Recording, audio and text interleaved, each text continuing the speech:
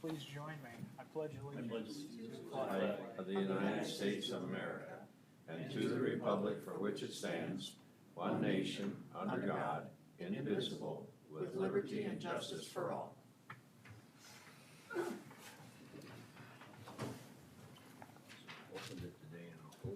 right, good evening. I want to thank everyone for coming out tonight. I want to thank the staff for being here and supporting us tonight. I want to thank the members of the committee.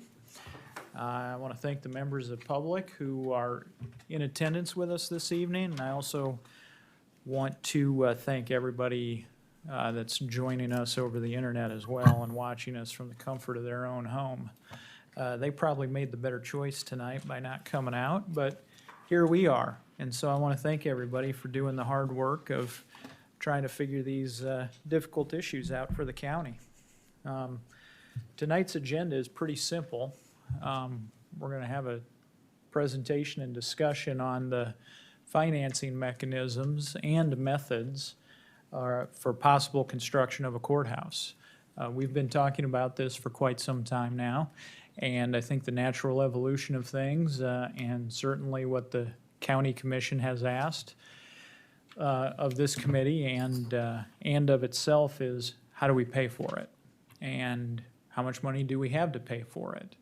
And there's certainly a number of mechanisms to pay for a county courthouse. And we have Tom Grimman here tonight from Collier Securities available. I want to thank Tom. Tom gave a presentation this morning in front of the county commissioners. We're, of course, having this meeting tonight so that we can accommodate anybody who wasn't members of the committee who weren't able to attend the commission meeting this morning.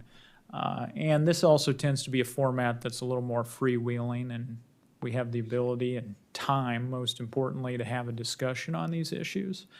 So I'm going to call Tom Grimman up to the hot seat, or the hot stand, if you will, and ask Tom to, if you could provide essentially the same presentation you gave us this morning.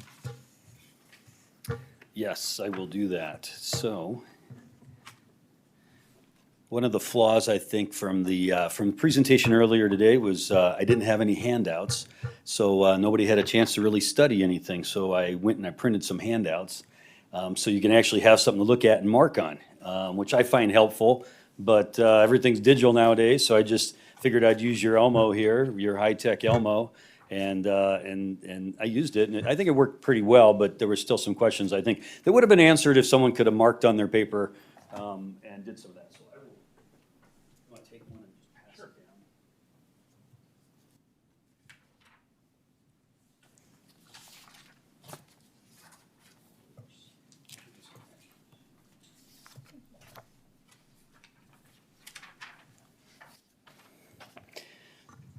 So I started with the second graph you're getting that's coming down, but I'll start with this one. After my first one didn't go over so well this morning, I didn't even want to break out my second one.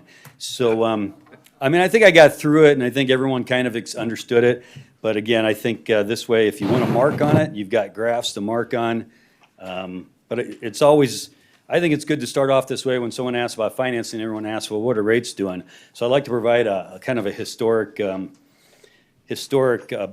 perspective about rates. So this is just kind of my simple graph that I usually bring along and just throw out there. It's called the 20 Bond Geo Index. This is put out by the Bond Buyer, which is kind of our Wall Street Journal paper, our industry newspaper for municipal bonds. And the 20 Bond Geo Index has been tracked for over 100 years. I've got numbers way back to the 1900s, actually 1890s. And it was only done once every month or once every quarter back then. Now it's tracked weekly. And so I have information back to, you can see back to 65. You can see it's been, the last few years, it's been bouncing around down around the 2% area. So I broke out, if you flip it over, since it gets pretty busy down there, I broke it out on the back page, so it only goes back to like 2007, right before we entered the Great Recession, and to present. And you can kind of see where we're at. You can see where the 60-year low was. And you can see kind of where interest rates are at. They're trending up right now. We haven't got a new 20 bonds yet. That hasn't come out this week, but the interest rates are up this week. Treasuries are up substantially. They're up over 15 basis points. A basis point is 1/10 of 1%. So when I say 15 basis points, that's 0.15%. Or 10 basis points, that's 0.1%. 100 basis points would be 1%. So you're up over 15 basis points for this week. Munis haven't been that bad, but they're off about 5 basis points this week. But that's not annotated on here. So that little red line would start up a little bit for this next week. So you can kind of see where, what is this? I got asked, what does this show me? It just gives you a perspective where interest rates are at. And then the next graph here is you can see where historic interest rates are at. If you look at that second page, we're trading below where I would say where average interest rates are at for 20-year A-rated GO bonds. Usually we're above the 3% line, right at that 3% line. You can see where we've bounced around a little bit. So historically, we're at a very low rate for interest rates.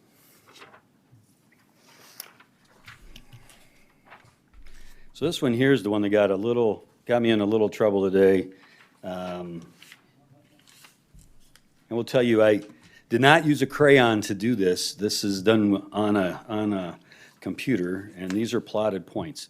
And again, I'll start off with, there's a lot of information on here. If you want to mark anything down on yours, please do. The biggest point I had here this morning and what I'm trying to convey tonight is I've graphed the 10-year Treasury on here. That's the blue line. The Fed funds rate, which is the rate that the Fed controls, and then basically the bond buyer weekly GO20 index, which is the first graph I showed you. That's the green line. And really the point of this is knowing now that the Fed started off 2021 with no increases in 2022. They said first increases would come, Fed funds increase rate would be in 2023, they thought. And then by September, it was going to be 1 increase. And then by the end of the year, they're talking 3 increases. And mainly the reason behind that is because of inflation that's going on right now. The idea is raise interest rates. That will stem the flow of money into society and hopefully hold inflation in place. And you can do that really well when you have a robust economy and things are improving. But as some of us are old enough, and I was just a child then, probably just really young, and we remember back in the 80s where there was something called stagflation, where interest rates went really high, and we didn't have a growing economy, we had a stagnant economy. So we had inflation and a stagnant economy. That was called stagflation. I thought that term was developed in the late 70s, early 80s, but actually it had been coined years before that. There was another instance, and I can't remember what period in time it was, but 100 years before. But anyway, the point of this graph, not to digress too much, really, is to show when the red line is being increased, and that's the Fed controlling it, when you start to see the increase there, you start to see interest rates tend to start to increase. Obviously, as they bring it down, interest rates start to come down. So you can see in 2018, 2017, when they started to bump up interest rates significantly, interest rates on the blue and green line. So the point, I'll just cut to the chase, is that they're talking about 3 Fed fund rate increases next year. They're talking initially right now 25 basis points for each one. Nobody knows when they're really going to come. Some are speculating and not until May. Others are saying it'll be earlier, might be in their March meeting. But it really kind of depends on if the Fed sees inflation as being something more, important to work on. They probably got the okay to move the Fed. The Fed chair's probably got the okay to move at any time, really, if he feels the need to, at least the first quarter point. But anyway, so as they start to inch those interest rates up for the Fed funds, the result historically has been, at least according to the graph, is that the interest rates you would pay on your bonds are going to increase also. So that was the intent of the graph, is to kind of show this isn't just me and my summation of what's going to happen. I think historically you can see that as the Fed fund rate starts to go up, interest rates start to go up. So, and that obviously will impact what you pay on your bond issue. Now, I don't know what the magic number, if they increase interest rates 75 basis points all next year, that doesn't necessarily mean your interest rates are gonna go up 75 basis points. I mean, there's no correlation that I know of or heard of that tells you, if Fed funds rates go up 50 basis points, what's the impact on interest rates on 20 years? I don't have a number like that, and I've never heard of one. Tom, Go ahead. sir. historically speaking, just riffing off what you said there, is there a correlation, though, between some type of, if the Fed would act, does that mean we're gonna pay more for our bonds? Does that mean it will be more expensive to borrow money? To borrow money, yes. I mean, I think that's the intent by raising the Fed funds rate, is to make money more expensive, whether it's for Lincoln County, South Dakota, or whoever. It's to make money more expensive so that inflation is stemmed.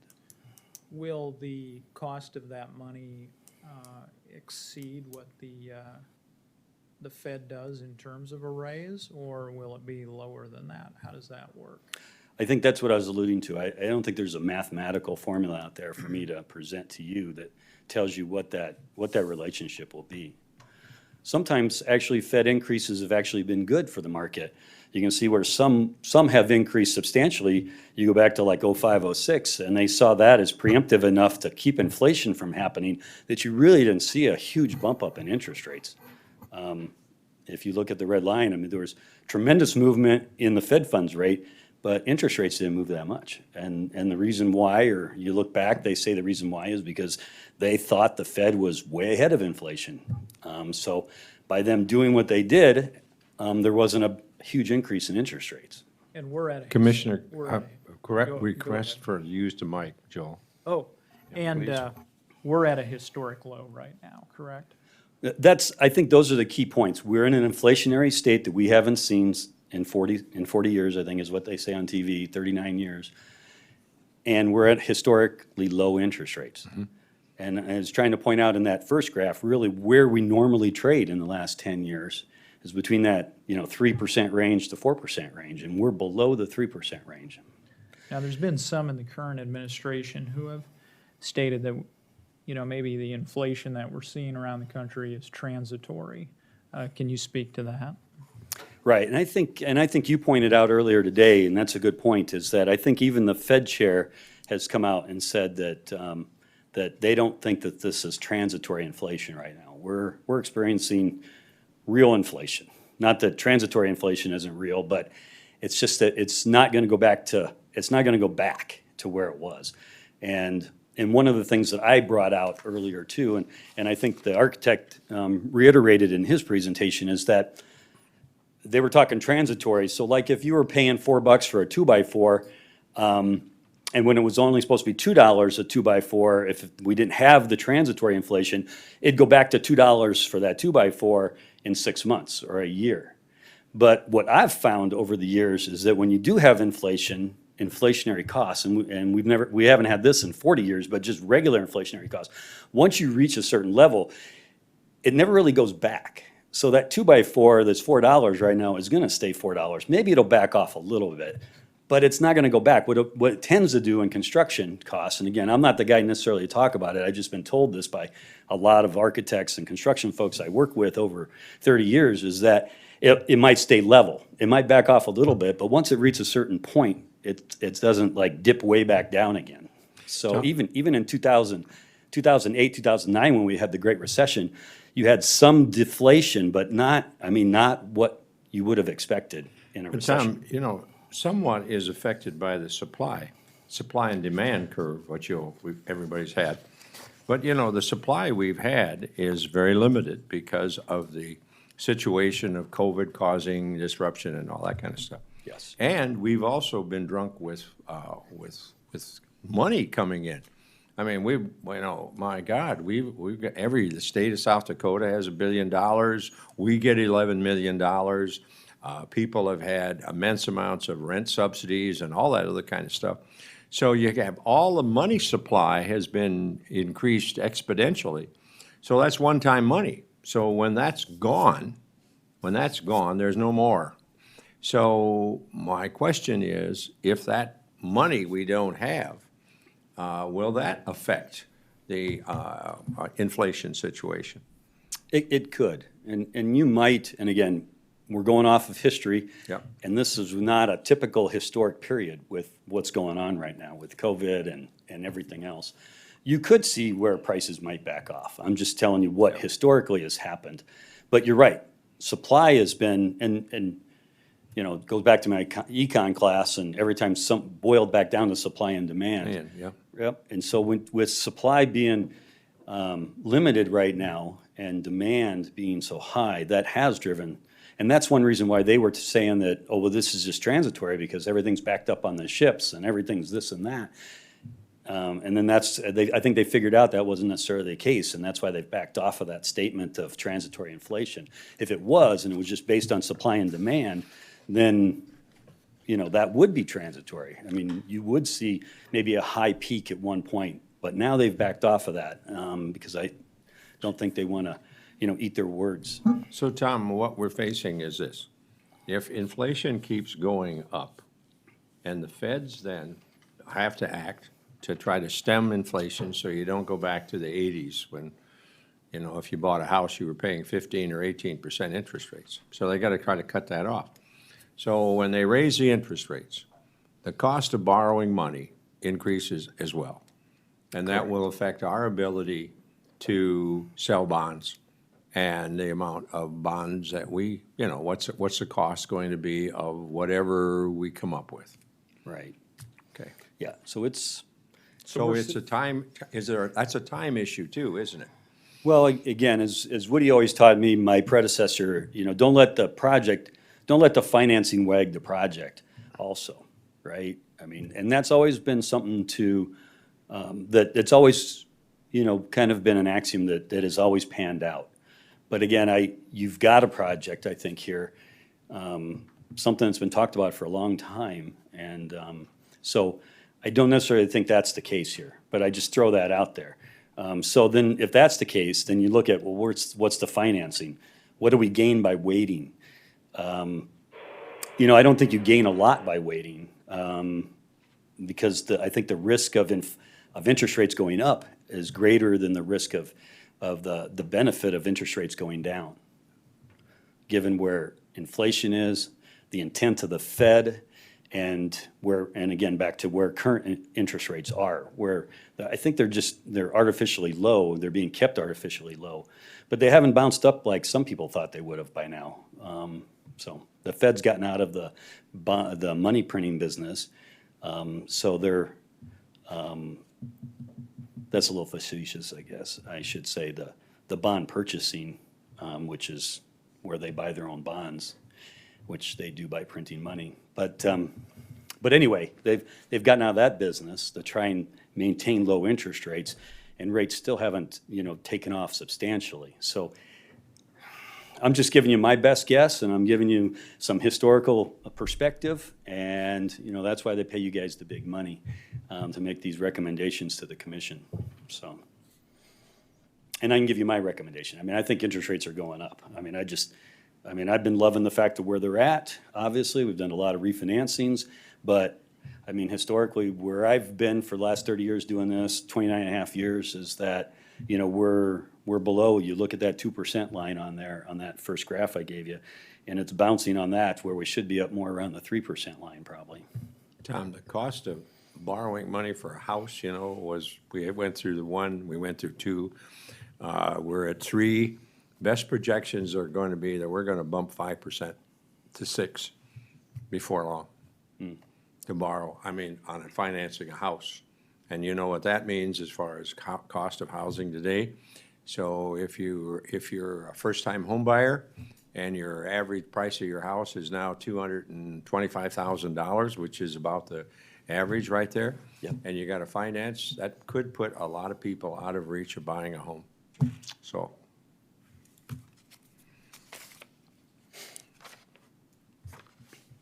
So let's see, any more questions kind of about the state of the interest rate market, the muni market? Any questions about the graph? You got a lot more questions earlier, but at least you got something to look at there. I think I probably shortchanged some of the commissioners earlier today, maybe. So this is some numbers that I presented earlier today. I've revised the numbers slightly, just so I wasn't just kind of shooting from the hip. And actually, I'm pretty proud of myself. I was pretty much on when I was told Commissioner Gibbons that it was like 3 cents, 0.3 cents in addition. It's not even that much. I think it was 0.2 or less. And that being that I started off with a 6% growth factor for the first 3 years, and I reduced that to 4%. So I redid the numbers. I used the exact valuation, equalized value for the county, which is over underneath the total EAV. It's $7.5 billion right now in 2022. So that was grown at 4% for the next 6 years, 5 years after that, I think. And then after that, it was grown at 2%, which is really just inflation. And then I wrapped it in. We started with the number of 37 million, which was given to me. Seemed to be a consensus number. So then I looked at that over 30 years, wrapped it in.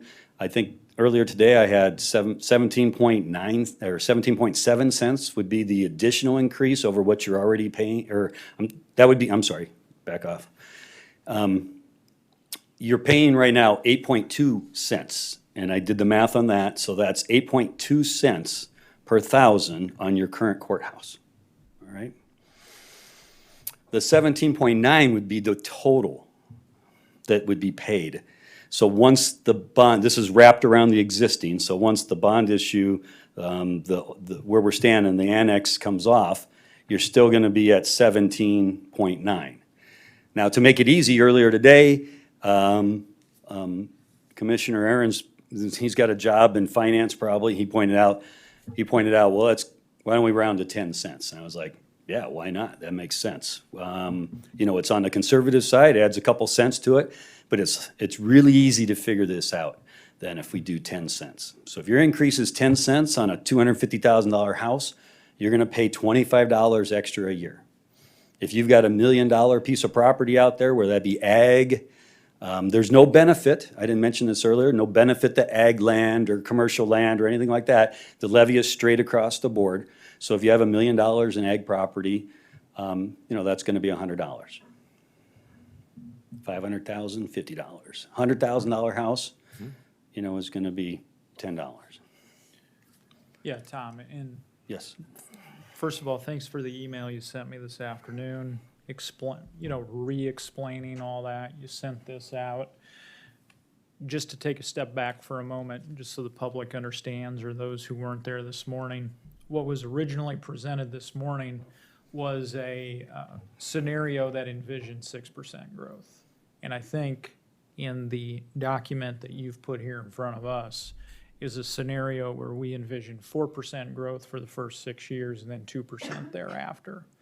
And I think one of the commissioners brought up this issue of will the increased assessed value of property as we go forward in the out years, will that have the capacity to bring the 17.9 or 17.9 cent bond down? Our historical rate of growth here in Lincoln County is 4%.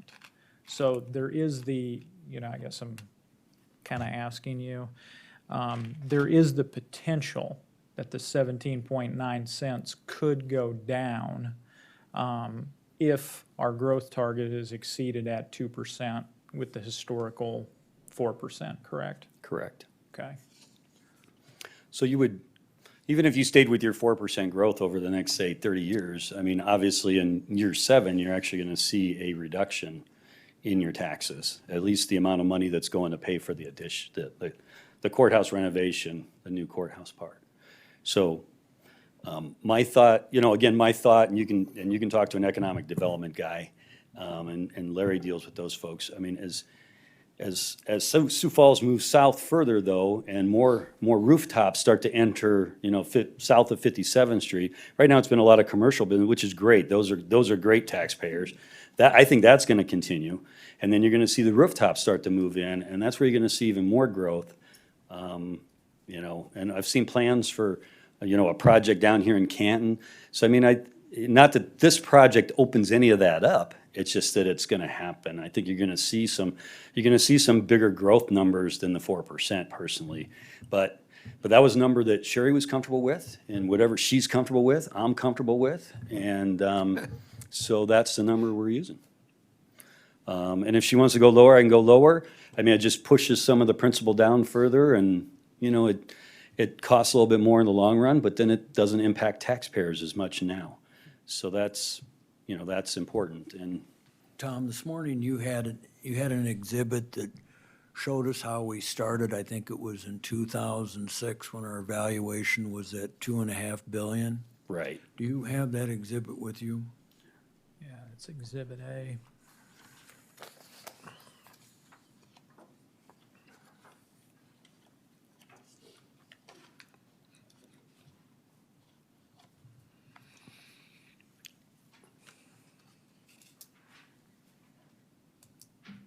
And would you mind explaining what that shows, please? Yep. So we'll look at this.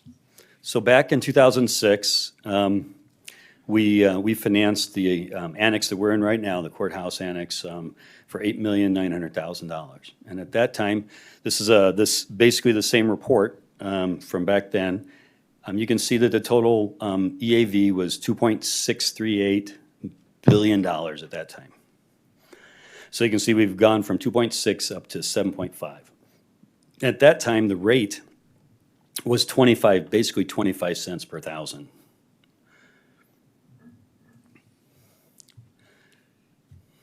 And today it's 8 cents. It's Correct. 8, yeah, and I did the math, it's 8.2 cents since we're dealing with, 8.2 cents since we're dealing with pennies already.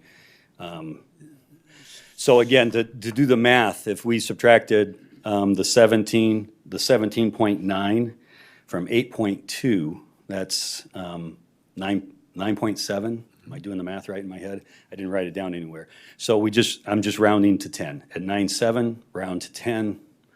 We can talk about that at the coffee shop tomorrow. So the point of the exhibit is that because of growth in the county going from $2.5 billion to $7.5 billion, we were able to reduce the rate from 25 cents a thousand down to about 7 cents a thousand where we are today. Right. And would it be fair to assume that it's probable that if growth continues in our county, we're going to see a comparable result, that the amount of, that each taxpayer pays per thousand will go down as the county grows? Yes, but that goes back to Commissioner Aaron's point, is that because this was a flat, we did not figure any growth into this at all. So any real growth, not just inflationary growth, but any real growth, you saw a reduction in taxes. We have to be above the 4% in the first 6 years, and then above the 2% to see any real reduction in your tax rate. In the scenario I showed just a minute ago. If, in the scenario that you showed us just before this, we were using, it looks like a 17.9 cents per thousand rate. What kind of money do we generate if we went back to the 25 cents a thousand like we did in 2016? Or six, excuse me.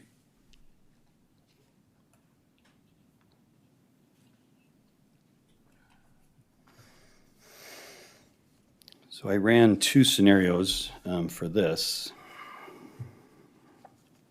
There's the 25-year, but since we're just talking 30-year, let's look at 30-year. So you can see that fourth line down from the dollar amount. It was an Exhibit F. In a document I provided to folks, you can see 30 years, we wrap it around the courthouse at 25 cents. I backed into a number. It basically would give you $53.1 million. Now, I did not rerun this for you can see the total EAV was a number that I backed into, and then I did 6% after that. So this has the 6% number in here. So your total is going to be less than 53 if we use the same scenario. It's probably going to be closer to 50, 51 and a half. Okay. but it's gonna be around that 50 million number if we wanna just round and just keep everything simple. And that would mean how much for a homeowner that had a $250,000 house on a yearly basis? Yeah, that's, I don't have my phone. Who's got a calculator? It's gonna be 25 times 25. What is that? 225, so.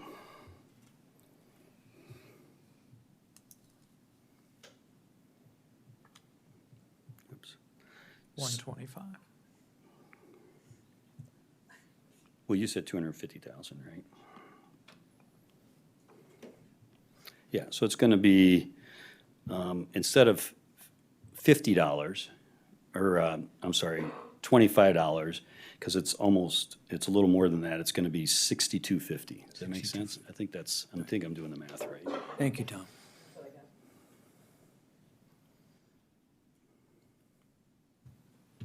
Yep, $62.50. Yes, if you needed that amount of money at 25 cents, if we just left it there. And I guess I should reiterate, I think I mentioned the Harrisburg School District and how they bond for their projects, and then they tell the public that their taxes are not gonna go up. One way they do that is, they've set a levy limit of $12 per thousand, within their general obligation kind of levy, and they try and keep it there. And as the growth goes on, they can build new schools by keeping the levy at that rate with the growth that they've had up there in the Harrisburg School District.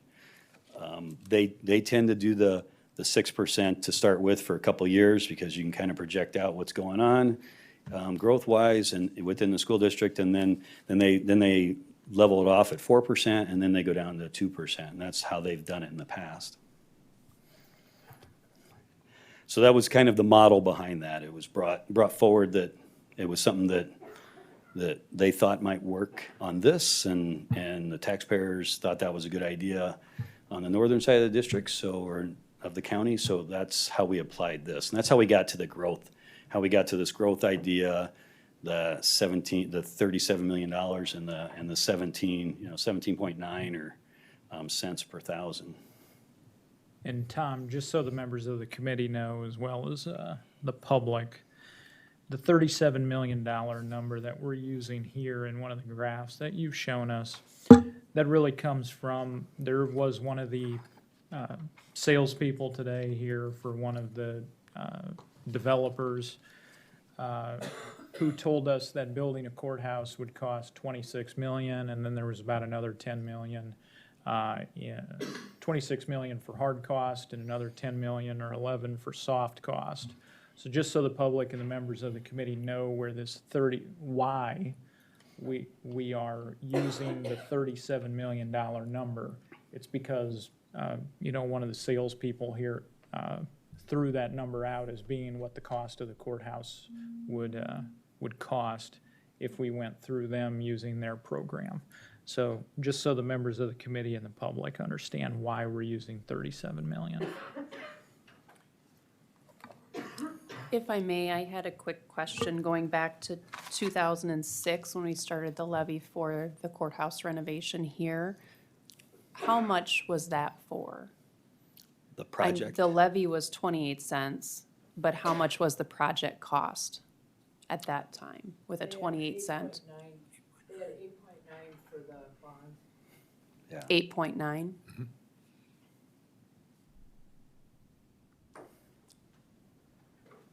Thank you. So Tom, using your scenario, if Lincoln County were to have a growth spurt like a major development, I talked to Ernie about this, 85th Street, for example, when that interchange gets put in, which has estimates of about $2.7, $2.8 billion of commercial growth, light industrial.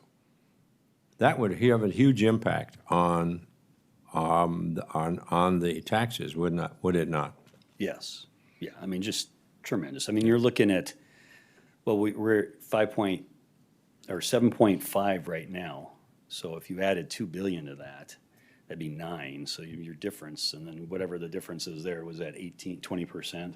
So, My brother found a piece of paper from the Lennox Independent back in, I don't know what year, 1990, whatever, in the 90s, where the headlines of the Argus Leader said that the growth in Lincoln County has resulted in lower 6%. taxes. And I don't know why he sent that to me, but he did. So it substantiates and validates what we've been talking about. right, yeah, and I think over time, I mean, I just did the math, it's 26% increase if a development like that came in, you know, and you've got, you know, again, the development is 2 billion, you know, what do you get on assessed, and let's hope you don't TIF it all away, and, so, I mean, there is some of that, right? So there Let's would not be bring that, and then, let's not bring that word up, okay? yeah, I know, that's why I whispered a little bit. Okay. But again, then there's also the ancillary stuff around it, just Yes. like the Empire Mall was the Empire Mall, and then you had Empire East, you know, and that, you know, so you've got all this other stuff that could happen, most likely will happen. You look at Dolly Farms is even a better example, really. They built Dolly Farms, and then look what happened all around it. So again, it's, you know, it's gonna happen, and, I mean, it just, and again, some people may say, well, that's never gonna happen, and I'd say, well, I mean, 85th Street's gonna come. The interchange is coming. Yes. Unless something dramatically happens, at the federal level, or something happens, it's gonna happen. Tom's just about there. They've just got one last hurdle. So this committee, when we get done going over all of the different scenarios, I said this morning, I think it will be incumbent upon the private sector. These taxpayers are gonna have to decide what it is that they want. Do they want to have a courtroom space, or just a courthouse with courtrooms? Or do they want to have a facility that accommodates the sheriff's department, state's attorneys, and that's another situation. Do they want to have the whole enchilada and have a jail built in addition to that, so you have a complete public safety project? So, I mean, that's going to be the job of all these good volunteers here, that they're going to ultimately decide that. Because that's going to make the recommendation, because I think, I look at them as being the best purveyors of the information to the public. I mean, I think commissioners can be there, commissioners can certainly, you know, offer if they're asked an opinion. But I like the idea that the public's going to have to take control of this and be the lead. That's where I'm at. And I brought up something earlier, and I thought about it after I left and drove back home to Sioux Falls, that I didn't get any pushback on, and that is when I mentioned that if this is a project that everyone thinks is gonna happen sooner or later, you know, why not now, when we're expecting costs to go up? I'm asking that to the general public, whoever's listening, why not, you know, why not now instead of watching it go up? And nobody said boo when I said that. I thought I'd get pushback from a couple commissioners or somebody.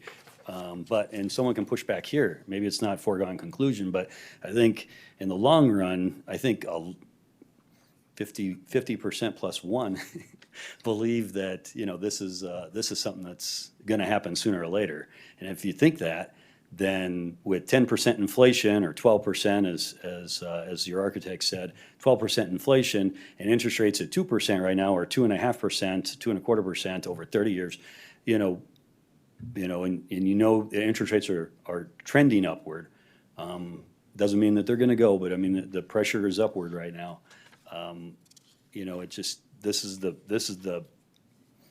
you're gonna get the best cost right now in this particular time, whether it takes you, I think I put out earlier, that if, hey, this is great, I think we can do this, we don't think it's that big an impact, even if you gave your recommendation tomorrow and they acted next Tuesday, you're still looking at about 120 days if you're having an election. And I put that out earlier because you're gonna have 35 days or so just just to really hit the newspapers and make sure everything gets published. And then you've got the lead in to the special, and this is through a special election. And then you've got another 60 days after, if that passes, when that passes, for the bond issue to come forward, because it can't move forward until the election passes. So you're already looking at 100, I just throw that out there, 100 to 120 days that's with a special election. If you did the primary, obviously that's out in June, so, I mean, I don't know how many days that is from now, but let's just say 180. I'm sorry, Commissioner. No, Commissioner Aaron's. thank you, Tom. What I was gonna say is that's a good segue into the next thing we need to talk about, and that is the funding mechanisms here. So we've got general obligation bonds, and then we've got a lease purchase. Could you get into explaining all the details of those two different mechanisms to the committee and the public? Sure, well, yeah, and it's probably the easiest part of the job. I mean, for counties, they've got two ways, really, under, Chapter 7, they can do lease purchase, and there's different types of lease purchase you can do, but you can do lease purchase. So basically, after you pay it off for $1, you own the building. It's a true capital lease. And your rating on your, and I don't think I pointed this out earlier, your rating on your general obligation bonds, your GO bonds, is the same as your limited tax GO bonds. That would be considered limited tax GO, because you can only levy 90 cents per thousand within the lease language, which is the number under the building fund. So you're limited there. GO bonds, still with the same rating, are what they call unlimited tax. So if somehow 50% of your property got up and walked over into another county, you could raise your taxes as high as you'd have to make debt service payments on the bonds. Whereas the lease purchase, you can't. You're limited to 90 cents. Now, obviously, your land is not going to get up and go away. That's just a euphemism I use in the worst-case scenario. But anyway, that's the difference between those two. But still, the rating is still the same. You still may see, because it's not an unlimited tax, it's a limited tax on leases, you'll probably still see a 5 to 10 basis points difference on, probably closer to 5 if over a lease. A lease will have higher interest rates than a GO, or general obligation bond. So you can do a lease purchase, you can do it out to 30 years, and you own it at the end. General obligation bonds, you can do actually up to 50 years. I've never sold a 50-year bond, never sold a 40-year bond. Sold a bunch of 30-year bonds in the last 2 years just because interest rates are so low, and some folks recognize that, we can borrow today at 30 years what we used to borrow for 20 years. So folks have said, hey, why not do that, especially when we've got a project that's, probably got not a useful life, but a life with no maintenance on a project. They're building buildings now where basically they're saying maintenance free for 20 to 25 years. So, and again, I'm talking like repairs, major repairs and stuff like that. Obviously, you're still gonna have regular maintenance on these things. But anyway, so they're seeing that, and that's why they're financing out further. And I've done a number of 30-year financings. So, so this isn't out of the ordinary to do a courthouse renovation / law enforcement center as a 30-year bond. And then, so the folks on the committee, public understands, if you do a general obligation bond, how does that work with the commission? And then how does the lease purchase work? Well, right, so you're talking about, you'd have a resolution calling an election, if that's what you're alluding to. And then technically, that can just pass with 3 votes, and then it can be sent to an election. I prefer all 5 to vote for it myself. That just shows, shows that everybody's on board. The other is with the lease purchase, because you're raising taxes. We've taken the position that the law for raising taxes under 1035, I believe, states that you need more than, I think it says 60, more than 60%. Well, when you're dealing with counties, 3 of 5 is 60%. So you got to be more than 60%, you need 4 of 5. So that's how that works. Now, the general obligation bond, obviously, it sets an election at that time. If you pass a resolution to do the general obligation bond, you're gonna set a dollar amount, a year, and years not to exceed, so 30 years probably. You're going to set a dollar amount, and you're going to set the date. And then the project will be listed, what the money's going to be spent on. In the lease purchase, 4 or 5 vote for it. That then, because it's similar to an opt-out, then once it's published, you gotta wait 20 days, and within that 20 days, it can be referred to an election. 5% of I think it's 5% of the electorate from the last general election. So Tom, you're saying regardless, the GO bond has to go to a vote? Yes, yes, GO is a vote. And it was put out earlier that somebody said that it was 60%, that's what it is for school districts and for cities when they do GO votes. But somebody, I don't know why, figured out a long time ago, it's in the Constitution, I think it's in the Constitution, no, it's just under the county law. So 6.8B says 60% unless otherwise provided for, and then if you go to the county law, which I think is 7, it's under 7, that's where it actually says 50%. So otherwise provided for, and it says simple majority, so it's 50 plus 1. Tom, if I may ask you, when you are talking about other places, just for frame of reference, doing those 30-year longer-term bonds, what types of projects are those? Are those projects that are going to be around for that extended period of time?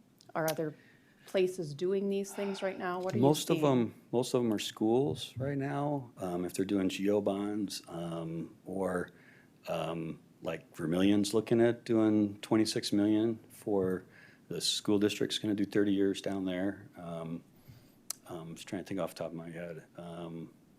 I know I had a couple others too, but mainly schools or the projects will be around that long, I guess. We're talking main facilities. We're not doing like city halls or anything like that for 30 years. It's mainly projects that are gonna be around for a long period of time. Thank you. I think they figure 50-year average life is on some of these projects. So that makes us feel good going out and pitching it to the public that.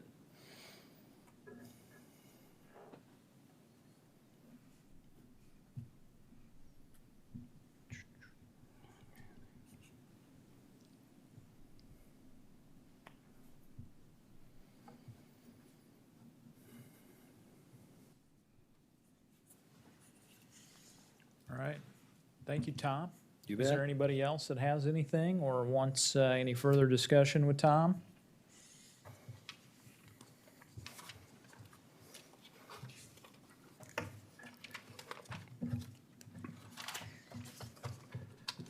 You'd make a great econ teacher, Tom. I don't know about that. I try. Okay. So what I want to do here is open agenda item number 1 up for discussion. You know, we've heard from Tom. Some people have asked some questions. I want to ask the members of the board now. I mean, it doesn't matter to me if you have input or not. Does anybody have any discussion on agenda item number 1? You know, which is basically what we just heard from Tom. I guess I was under the understanding, and so the GEO bond was news to me, that if the commission voted 4-1 or 5-0, that it would still have to go to a public vote. But that is correct, yes?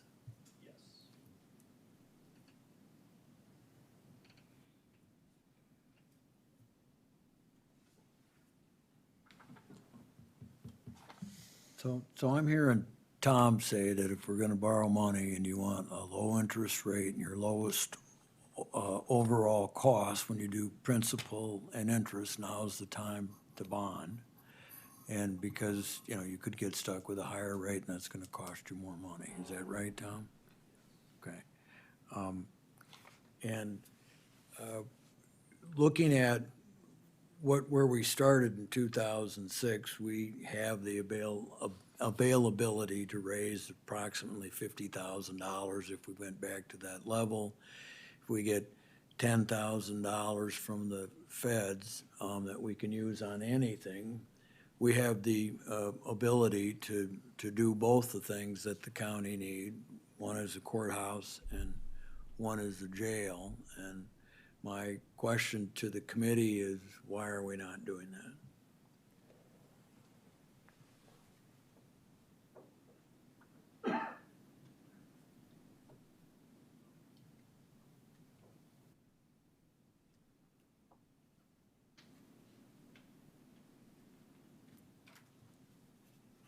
Can I jump on that?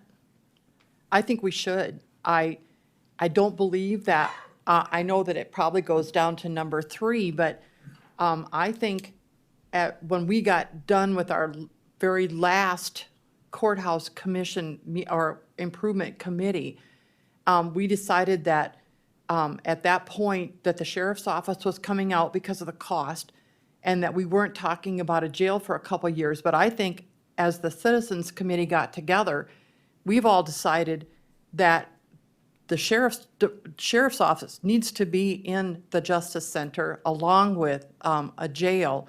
And with these prices for the bond, we need to do all at the same time. Chad, is that what we, and Larry and Paul? Yep, I think we all have an agreement on that.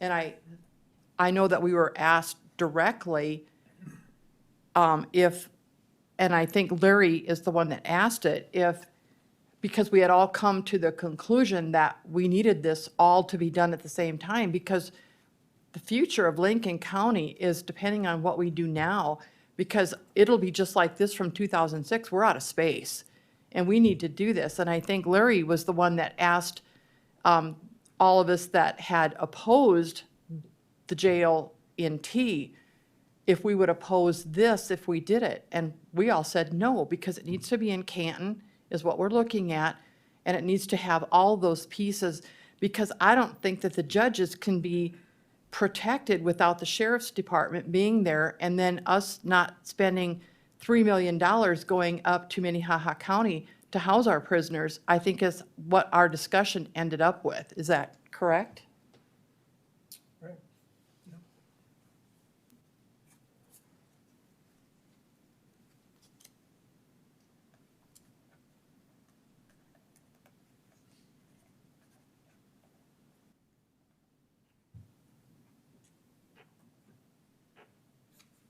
Betty, did the citizens group have any discussion or thoughts on the size of the jail and the cost of the sheriff's office being located out at the courthouse? And let me kind of preface my comments here, just so the public knows. The $37 million number that has been discussed is a result of a plan shown to us by a third-party group. They had their salesperson here today. And just so people know, that dollar amount only includes a courthouse that would include the courts, clerk of courts, court service officers, the state's attorneys, and the public defender's office. And I think that's what you're alluding to. I just wanted to kind of set the table so everyone knows what you're discussing. Correct. Yeah. We also, our citizens group met 3 times since we adjourned our last meeting. We also toured Minnehaha County's jail, and then just on December 30th, we toured Brookings County. And we think that what Elevatus has presented to us can be done a whole lot differently with a different, or with our owner's rep in place, a whole lot less with the cost, depending on how they put things together with the owner's rep. Because we've met with the gentleman that we were talking to you guys this morning about, and we've brought in Judge Howman on a couple of our meetings, and Judge Rasmussen couldn't attend, but and I think that we had different people talk to each one of the commissioners for their buy-in after we decided that we weren't happy with not having the sheriff's office in the Justice Center. with the courtrooms because it's a necessary partition. And when we went to Brookings, oh my gosh. The jail administrator up there and the sheriff up there just gave us all kinds of information and names to talk to because even they were talking about, they would love to have the contract for our prisoners up there in Brookings County. Because, I'll just say it, we look like fools to the state. And we've been told that by several organizations, including the sheriff's organization, that, yeah, I'll just leave it at that. But they gave us people to talk to that even talked about, and I think Larry can talk to that, about looking to house federal prisoners because they are white collar and that we were told at that particular time that we need to look into it, but they thought that the feds would look at a contract paying us beds. But for us to be paying Minnehaha County for the beds that we're paying for and we're not filling is just, kind of raping the taxpayers here. So, Betty, Mr. Guloff explained that in his presentation from Lincoln County Development, that the jail that they presented to us was about 220 plus people. Essentially, I think what they did is repurpose the jail proposal from 2 years ago and said, we'd like to attach it to there. Did your citizens groups, when it met, have any discussion about size of jail, budget, things like that? I mean, is it? Let me explain the process we went through.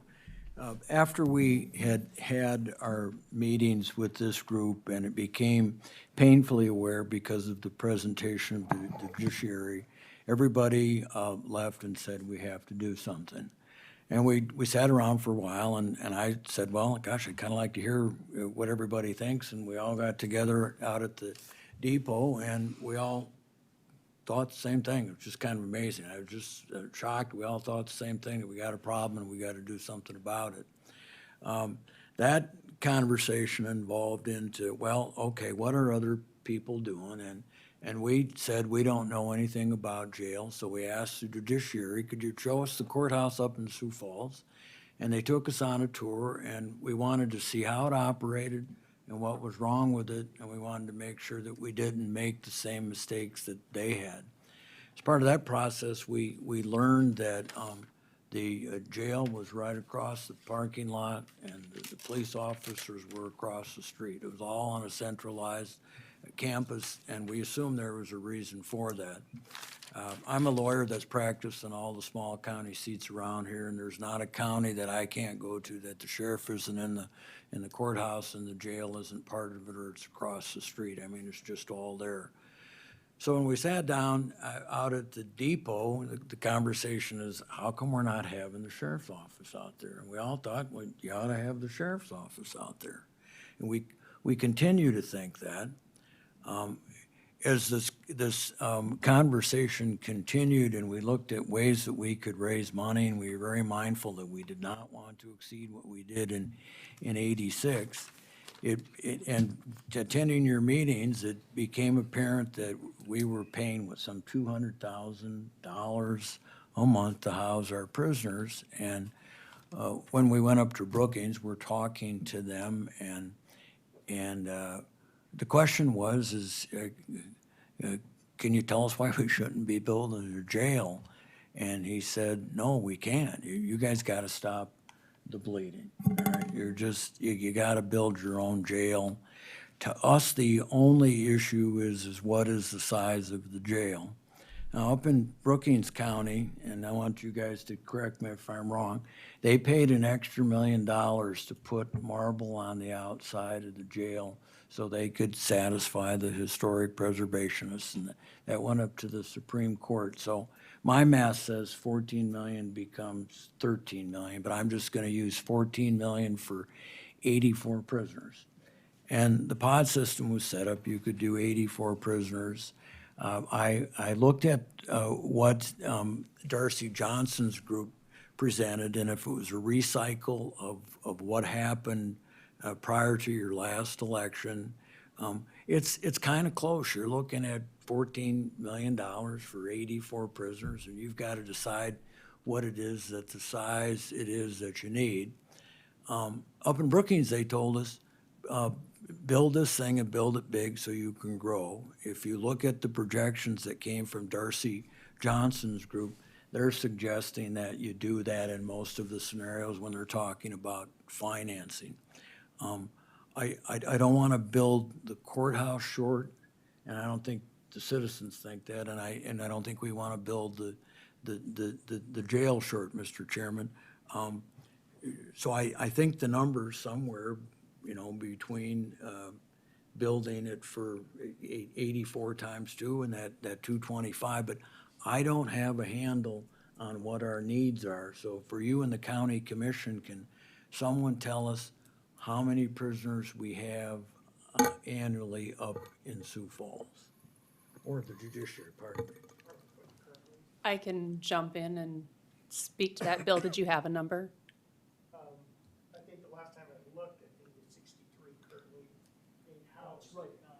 Right now, It right. had been- I think I've seen it has been For those of you who can't hear on the microphone, it's between that 63 right now, but it's been as high as 80. I do the felony cases here in Lincoln County. Obviously, the vast majority of the people we have in custody are felons.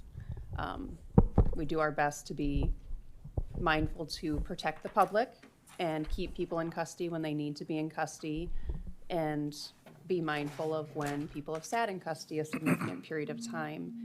Having said that, I do regularly monitor the inmate list here for Lincoln County, and the 70 to 75 that are on the list, at any given time, I would say over 60 are housed in Minnehaha County.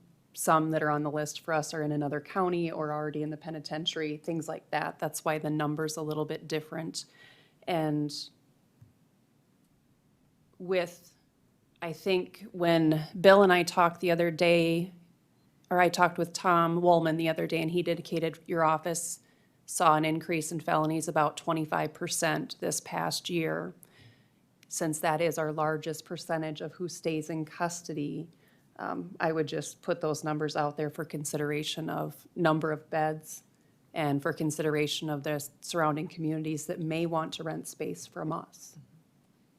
And that's what Brookings had also advised us to do, was to build for ourselves, but to make it big enough to where we could look at regional coming to us.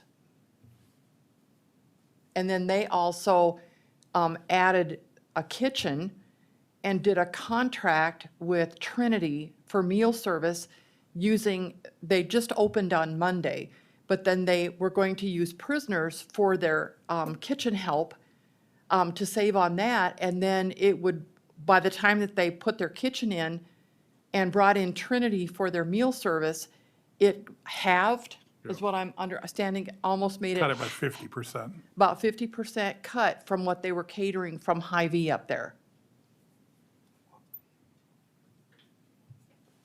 So I guess my closing comment is it was nice to be talking to somebody about a jail that wasn't trying to sell us anything. I'll reinforce a few points that have been brought up. First, regarding the Brookings situation, wasn't it 17 million, not 14 million? 17 million, but still considerably less than other numbers that we had tossed locally. But I want to throw, That was the remodel. no. No. And that's what I was going to say.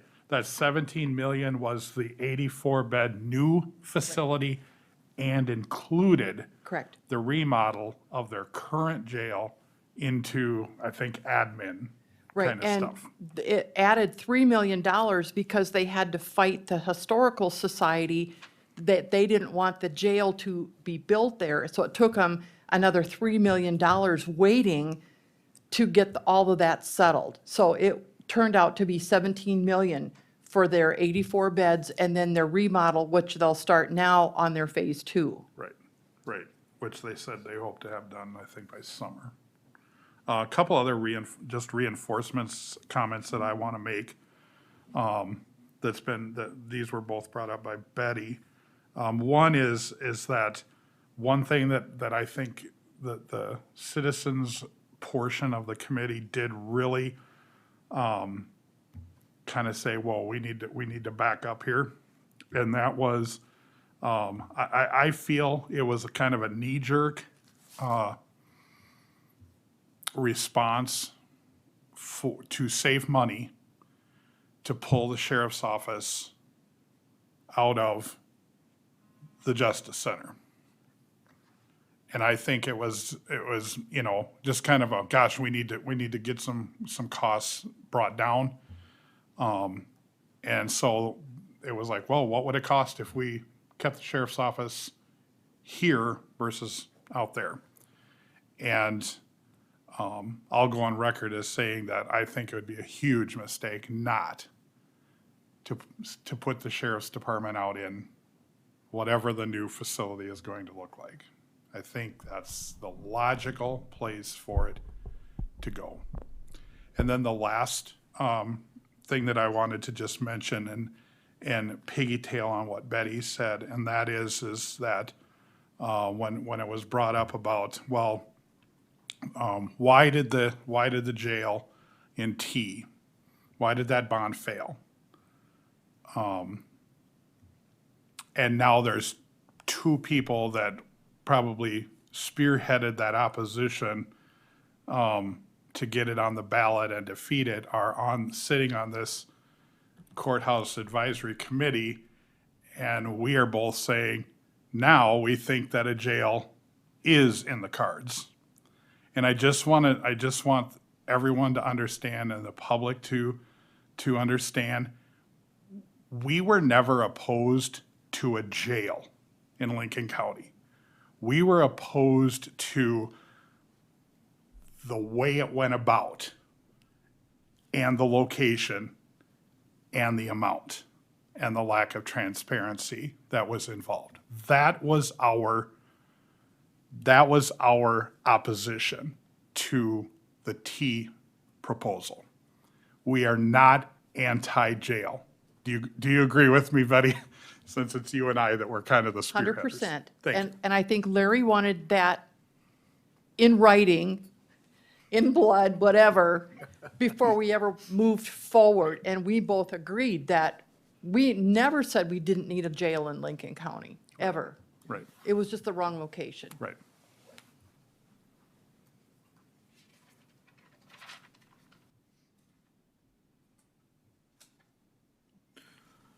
Do we need to schedule do the members of this panel want to schedule an additional meeting here to talk about these issues? Or how do you want to proceed forward? I mean, for example, we've got to report out your thoughts to the commission. And, I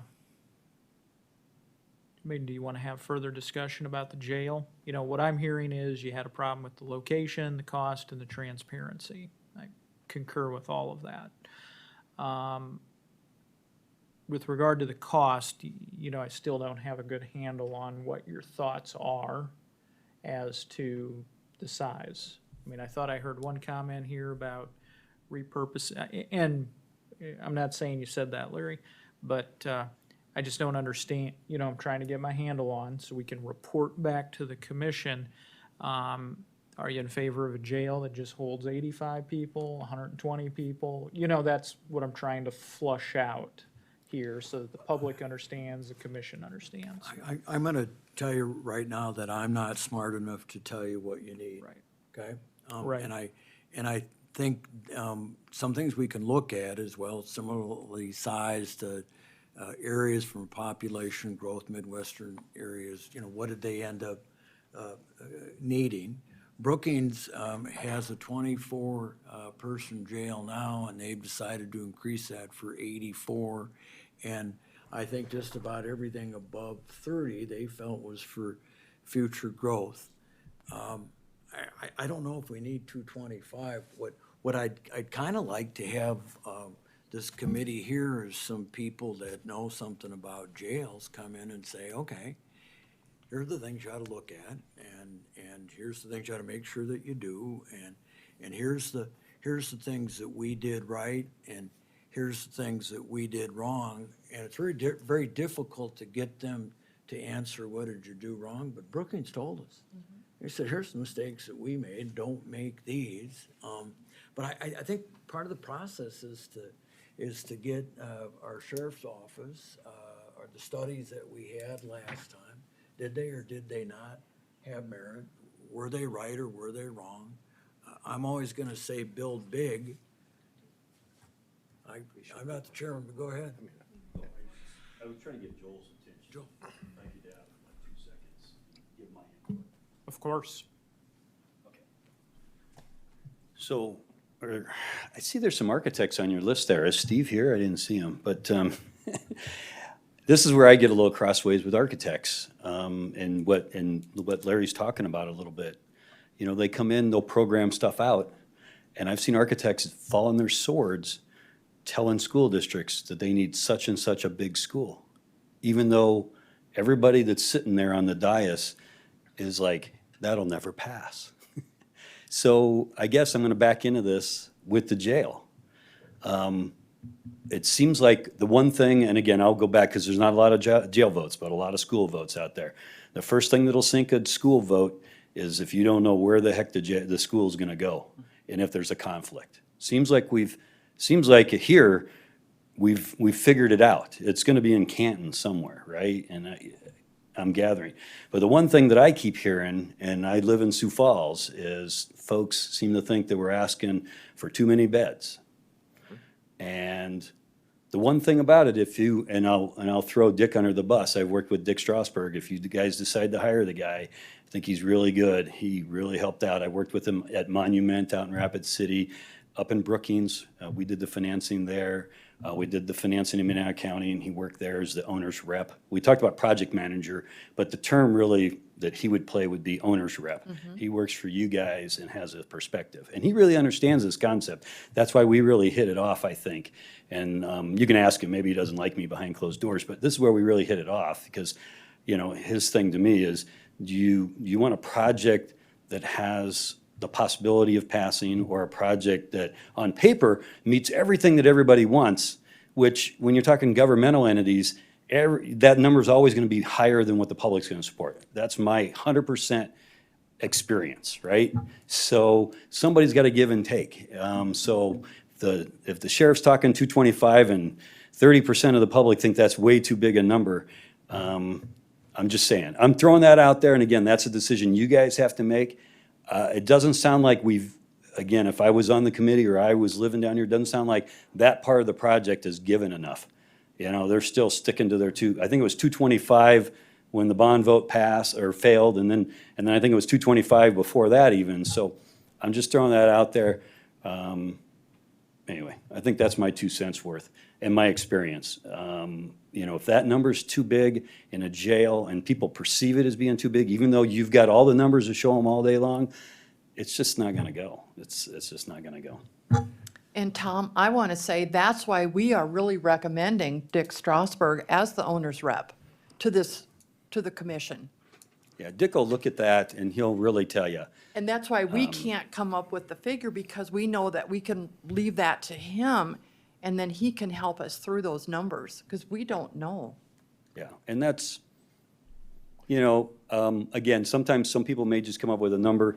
There may not be any logic behind the number, all right? But if it fits the need, again, you know, sometimes that's just the way it works. It may not have the math behind it, but it may be what the community will support.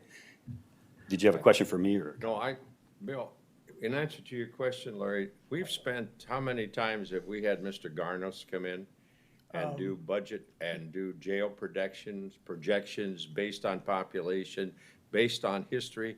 And I think we just did that a few years ago, if I'm not mistaken. 2019. 2019, I yeah. also did it for Minnehaha County for the projections that they have as well. So his projection for 220 beds was that we could operate it back in 2019 for $200,000 a year. So, and the way that was is because of the federal prisoners, and then having prisoners come from outside of the county, the operating cost really is $600,000 to the county. But because of housing the other inmates, that the county would take in roughly $400,000. And so the actual operating cost out of pocket to the county was $200,000 for operating the facility. Bill, during that process, was the public educated on what was going on in the study? Were they able to ask questions, and were they able to have input? You're asking me what other people think, and that's always a failure for me. What I can tell you is we do have a Garnos study that gives us the numbers. And I just looked in my email, and our current numbers are 74 for inmates currently. And as Chad was telling me, if you have 74 inmates, you could only have 80% capacity in a jail, because during the week, Judge Rasmussen knows very well, if you're at 74, when you hit the weekend, you're at 105. So, Bill, I'm gonna ask you the question again, but I'm gonna tell you what I've observed, and then then we'll go back to that same question. sure.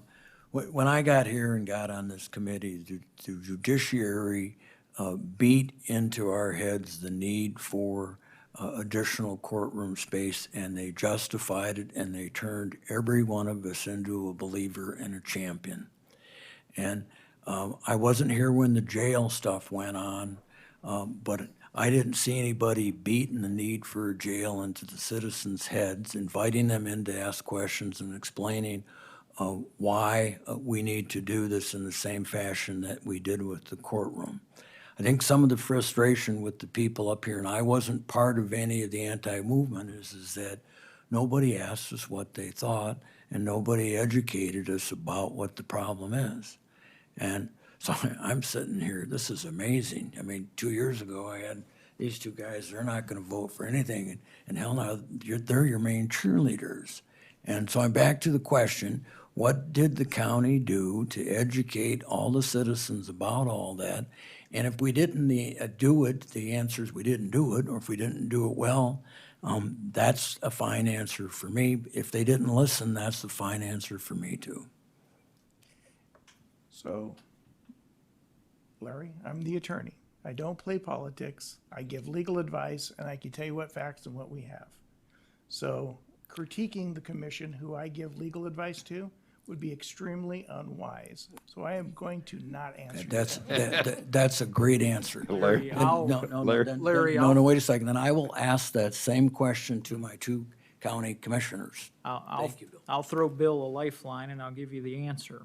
Our commission took a very specific vote on this issue of, do we take citizen input first, or do we approve the project first? And I voted and proposed that we take citizen input first. I was outvoted. And on a 3-2 vote, myself and Commissioner Gillespie said, let's take citizen input first. We were outvoted. Since I'm the bad guy here, Larry, I will admit, you asked a lot of questions here, and I want to give you some answers. The money we spent for the Garnos one was a way in which the commission gained some insight into what we proposed and what we needed. I think I've said publicly that we've learned a lesson, or I have learned a lesson. I'll just use myself. I won't use anybody else. I learned a lesson on this situation, that we did not listen, we did not take into consideration. There were lots of other issues that affected the vote and land and so many other things. And we can go back and plow this ground all day long. But we're here tonight to say that had we done some basic things, I do think if we would have not got involved in this land situation at T, and we would have left this building, our jail in Canton, we probably would have been breaking ground right now. We wouldn't be here tonight. So if you want an apology, I don't apologize for that. I thought we were doing the best interest. We got to study based on the numbers, the size we needed. We wanted a courtroom situation. We wanted a satellite center. We had a mental health facility. We thought we had a pretty good package. And in hindsight, yeah, hindsight's always 20/20. Should we have done these things? Yes. I was one of the 3 that voted on it, and I don't know what else to tell you. I'm here tonight to say, as I've told you before, I look to my right, and Betty is a champion. And I look to my left, and Larry's a champion. And I look down, Mr. Skiles is a champion. So those are the people that I intend to support in whatever capacity I can, so we can get this job done.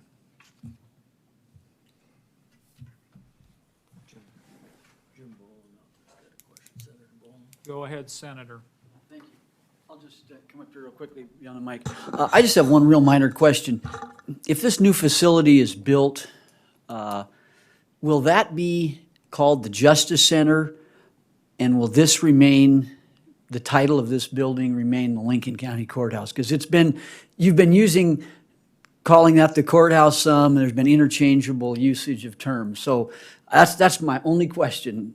Can someone answer that for me? This is for my own, this will be the Lincoln County Courthouse.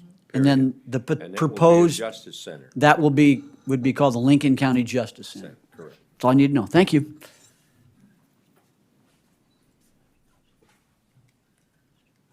Any other input from the members of the committee or the public for that matter?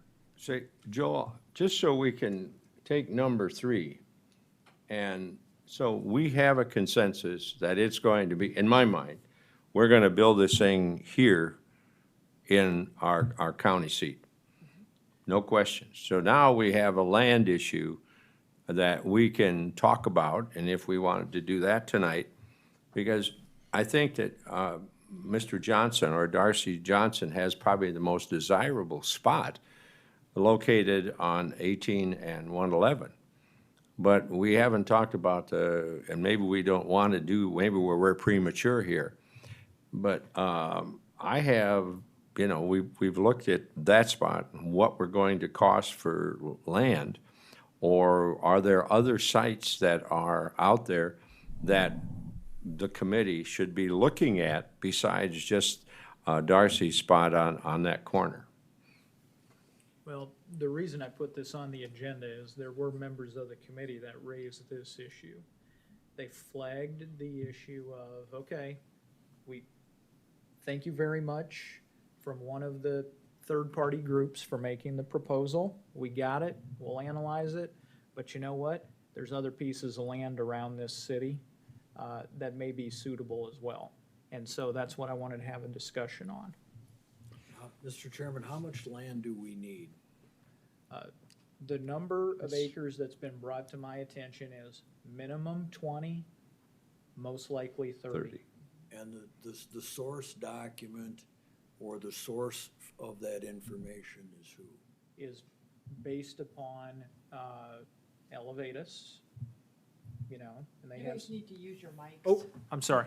So that number has been brought to us by a number of architects, not just Elevatus, but as we were going through the process for the last 2 years of building the jail, the number consistently was minimum 20, most likely 30. I know it's a rule of thumb, it's not precise, but that number those 2 numbers have repeatedly been brought to our attention. And the proposed campus down in Clay County for their new facility was how many acres? I don't know. Help me? They're not building, I don't know what size of the jail that they're going to propose to put up, but they face an uphill struggle even with the jail. They could be potential candidates to house their prisoners as well. So 30 minimum? 30. And that's just what the professionals are telling us? I just want to share this with the group. What Mr. Johnson has proposed is not a bad site. But if you've been a developer, and if the county were to acquire that land, and then it has to be annexed into the city, number one. Number two, if we are to put in all of the infrastructure of the sewer and water and do the roads, or do the road into it, we have created for Mr. Johnson the ability to to develop his entire project at the county expense. And the other thing, Larry, that I've talked to you about is the fact that we're going to have to try to upgrade the sewer capacity for the city of Canton, because at present, that would not be, we couldn't add that much facility to their existing capacity to handle the increase.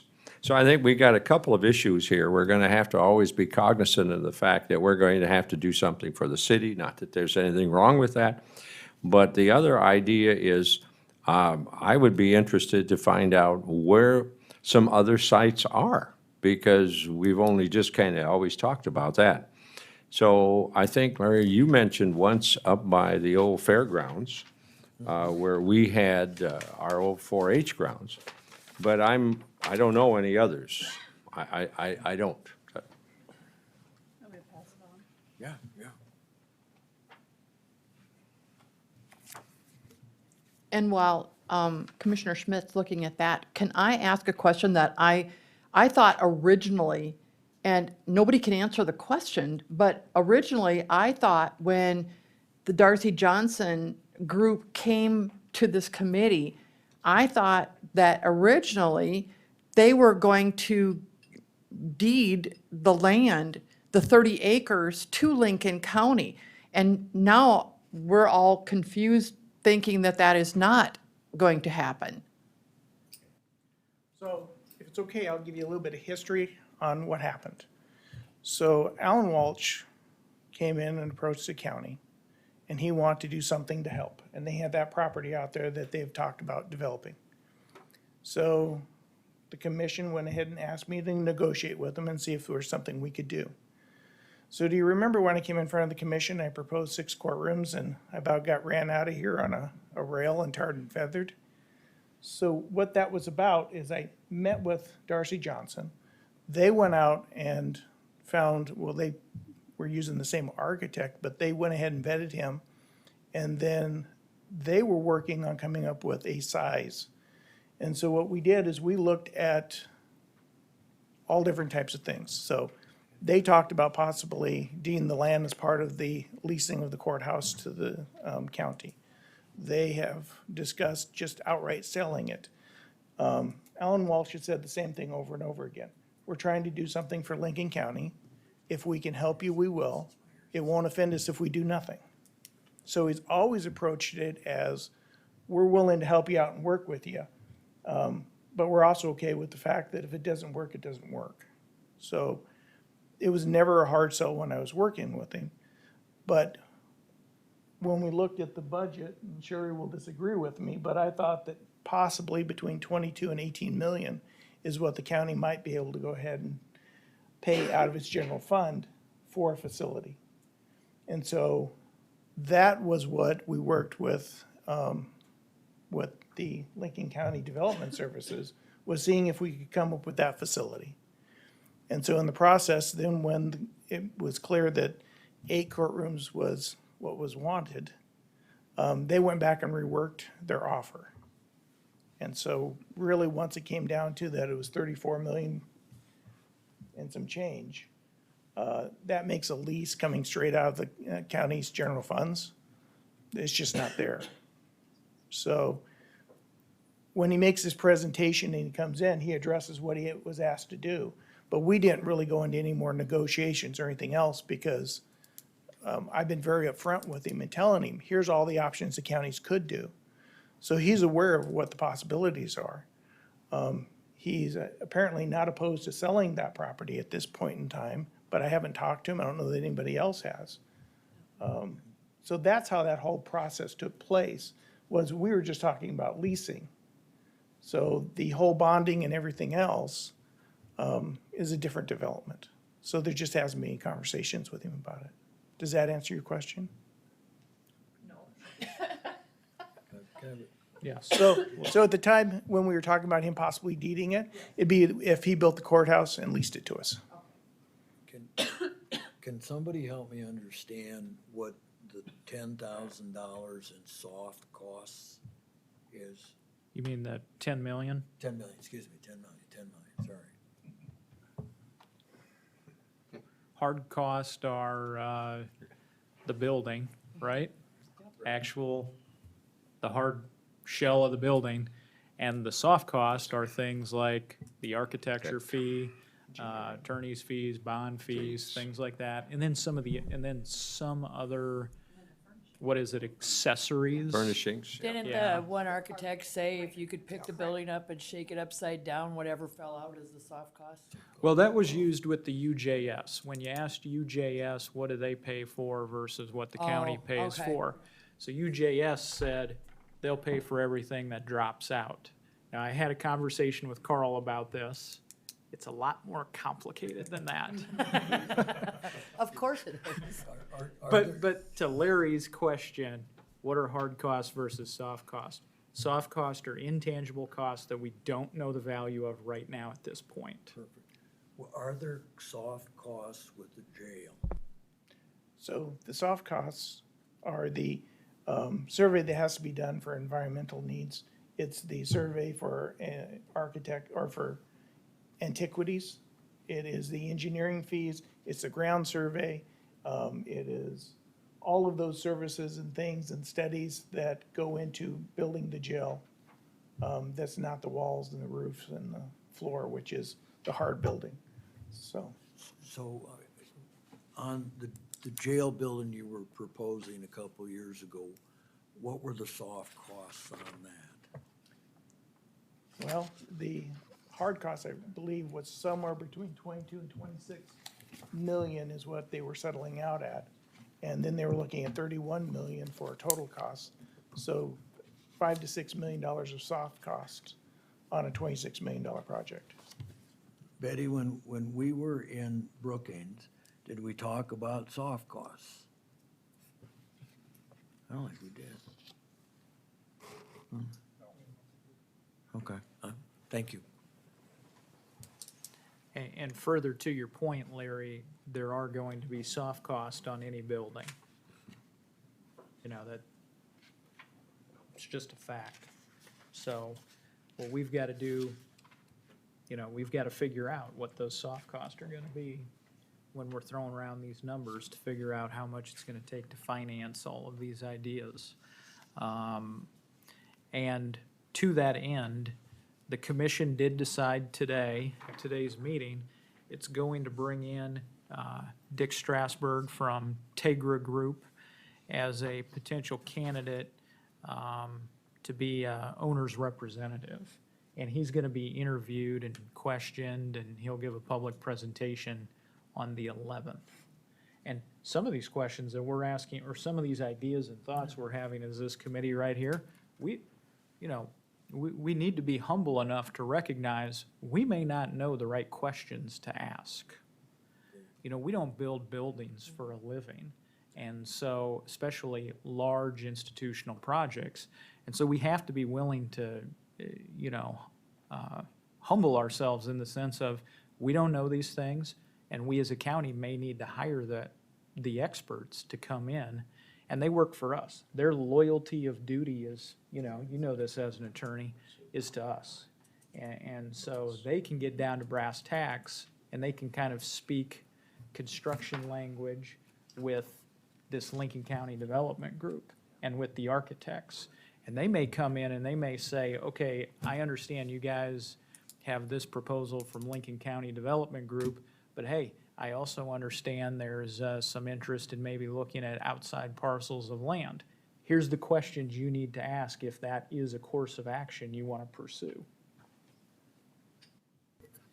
Actually, I looked up, Larry had gotten us some of the information from Brookings County, and on that project estimate from Brookings, they have soft costs from A&E fees, civil fees, site survey permits, asbestos abatement, telephone system, all the way down. So their total soft costs were 8.44 million, not 10. Do I you, couldn't figure out, Larry, what the heck we could get soft cost at $10 million for. that down. No, but isn't that what you were suggesting, is $10 million? It At would- this morning's meeting, Yeah. Mr. Welsh stated, I think he's the salesman for the Lincoln County Group, he stated that did. the soft costs are $10 million just for the courthouse as envisioned as a court, clerk of court, state's attorney, and public defender office. But that seems so high, Joel. I mean, That's the purpose of the Yeah. question. yeah, is it Yeah. seems way out of proportion, How do you figure Yeah. that out? you know. Yeah. If on a $17 million project that Brookings is going to do, and they've got soft costs at $1.5 million, Right. you know, you could double that and say you got a $34 million project, so consequently, your soft cost could be $3 million.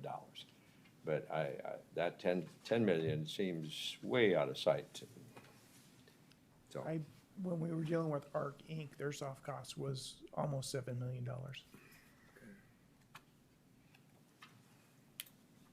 So that was their estimates when we went through the first time around, was they were around 7 million for soft costs. Commissioner Aaron's, when did you say that Mr. Strasburg is coming to visit with the commission? Tuesday, the 11th. Thank you. That's been confirmed, Joel. It has been, and has he is been. We're the gonna hire him. first, he is the first He's a good man. agenda item that morning. And I don't know if he is, I think the way I understood it, he is appearing personally, and he does have to travel from what? Minneapolis. He's here most of the time, though. Oh, he's in Sioux Falls. Yeah. Okay, okay, that makes sense. Got it. Can I ask that question? Joel, if we hire, which I, upon the recommendation, you know, of Mr. She Strasburg, said this because of sewer and water. where does, and just so I understand this, I would look at him being the interface with the committee into working on critical issues, size, numbers, cost, and using his expertise to come to some kind of conclusion so that we would solidify that we will have X, Y, and Z. You'll have X number of beds for a jail, you'll have X amount of land, you'll have, and this will be the projected way in which they would suggest to finance this thing. So, I mean, we could, this could be done within a certain time frame of, I don't know, 30, 60, 90 days, or 100 days, or whatever. I think it's a team approach, and Yep. it's gotta be holistic and global, and, we'll have to implement the lessons learned, if we wanna move forward down that path.